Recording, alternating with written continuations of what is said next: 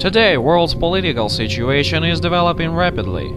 After a year of Ukrainian Maidan, which has tied all the world's attention to Ukraine, and a little less since the punitive operation in Donbas has started. Over all the pathos being radiated from Maidan activists, the irony is, the world has just started to distinguish Ukraine as a separate from Russia and independent country. Like a suicide teenager, Ukraine, owning the really great resource and human potential, has only managed to stick attention by starting burning tires and killing the people. This should a kind of PR, unfortunately it is even too black.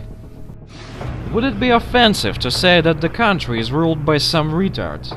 Looking over the situation in Ukraine, the superpowers try to direct it according to their own needs and scenarios. The US have started expressing their anxiety about the police violence against peaceful protesters at Maidan, implemented by the Ukraine's government of Yanukovych, and they held this position until Yanukovych ran away from the several street fighters.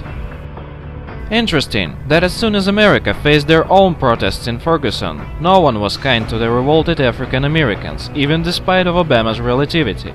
Over 40 people were arrested just overnight, and this time Russia has become anxious about the innocent citizens subjected to the police violence, which has become the reason for the riot itself. Back to Ukraine. There's no fascism here, they say. Putin is like Hitler, they say.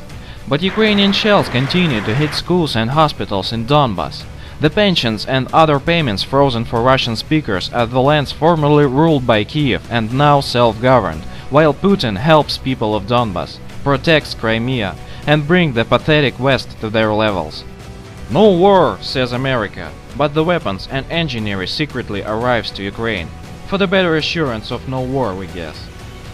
Like the boy from the famous tale, Ukraine government cries, "Help! Russia invaded! Russia invaded!" Over 30 times already they claimed the aggressive superpower to cross borders, to hit the passenger aircraft, to send troops and guns to Donbas. But the evidence is never given, and no help is obvious. People in Ukraine as abandoned by the government as they used to be. Stability, achieved by human sacrifice. Anyway, the experience tells Ukraine could lose the war even being supplied by the newest super-secret ammunitions from the future. Because no one cared of the army since 1991, and no soldier, officer, or even Ministry of Defense has a clue on how does the machine gun works. The conflict cannot possibly be solved in the Ukraine's favor, and the sooner they come to these conclusions, the more people will be saved.